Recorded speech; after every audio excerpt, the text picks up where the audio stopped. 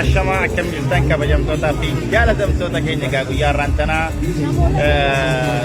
Tianjin China keessatti kan argamnu gammachuu guddaadhaan guutamne makiinaa badhaafamnee jechuudha. Egaa liidara cimtuu kanaa waliin taanee immoo makiinaa badhaafamuu caalaa wanti nama gammachiisaa jirtu liidara Takee Handisitti kunoo badhaafamtee jirti. Mee maaltu dhaga'ame? Akkasuma immoo warra carraa kana argatee hojii nagalli maadaamsa namoota hojii eegalanii biyyoo akkasuma guyyaa irraantanaa kana miira akkamtu dhaga'ame? Ashama harka fuunee kabajamtootaaf jaallatamtoota daawwattoota viidiyoo kanaa akkam jirtan akkam sa'a kana geessan.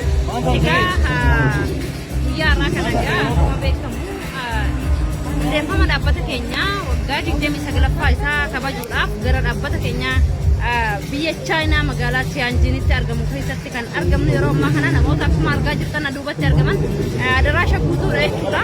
Namoota biyyoota garaagaraa Afrikaa irraa akkasuma immoo Ameerikaa biyyoota garaagaraa irraa jechuudha. Egaa immoo as Eeshiyaa irraa illee biyyoota dhufan irraa namoota kana hunda wajjin jechuudha. Guyyaa har'aa kana namoota abdii gurguddaa qaban, namoota mul'ata gurguddaa qaban, namoota jireenya isaanii jijjiirachuudhaaf manaa bahanii haala addaatiin hojjechaa jiran.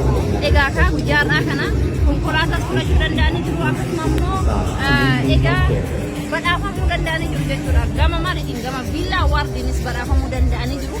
Isaan keessaa gaa nuti nama tokko guyyaa har'aa kana akkuma beekamu 2024 konkolaataa dhaabbanni keenya baasee injifachuu dandeenyee jirra.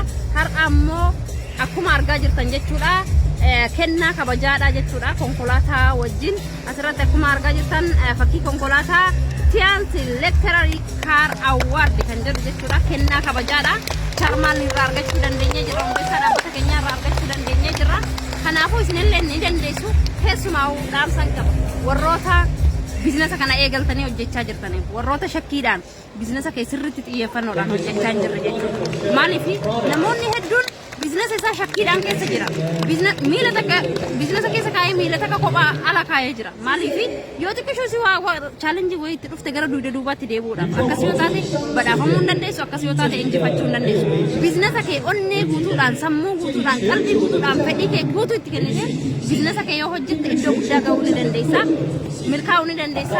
Iddoo namoonni kuuwwan gahan gahuu ni dandeessu. Akkuma argaa jirtan guyyaa irraa inni kun warroota badhaafaman ibsa jechuudha. Warroota badhaafaman ibsa. Egaa kennaan kun kana fakkaata. Itti aansuudhaan warroota carraa argattan bilis na dhaggeeffadha. Warroonni carraa kana argatanii badii na jiratanii, badii na hatanii, mallaqa namaa nyaatanii wantoota garaagaraa jirtanii shakkii keessa jirtantu jira. Maaliif kaleessa akkasiin ture waan ta'eef namoonni naannoo guyyaa haasayan wantoota akkasii haasayaa turan waan ta'eef kanaafuu bakki ati nyaatan sun jiru, wanti si nyaatu sun jiru, namni si nyaatu sun jiru. Yoo abjuu qabaatte, yoo mul'ata qabaatte iddoo guddaa gahuu ni dandeessa. Murteeffatu namni si murteessu ofii keetii murteeffatu. Jireenya kee keessatti abbaadha. Kanaafuu jireenya keetiif abbaa ta'e yoo jireenya keetiif abbaa taate qofa responsibilitii jireenya keetii yoo fudhatte qofa iddoo guddaa gahuu dandeessa. Biyya irraa kana gaa haala addaatiin akkuma argaa jirtan uffata keenya kana aadaatiin faayamnee iddoo firiidemiin itti argamu, iddoo bilisummaan yeroo itti argamtu, iddoo bilisummaan mul'ata itti argamudha. Kanaafuu gaafuma kana fakkaata nama ilaalamii rabbii isaa galatu itti aansuudhaan haadhaaf abbaa keenya kan mul'isan bakka kanaan ga'anii haa galatu. Kanaafuu sirna jabaannaa siyaasa kaasuu waan danda'u.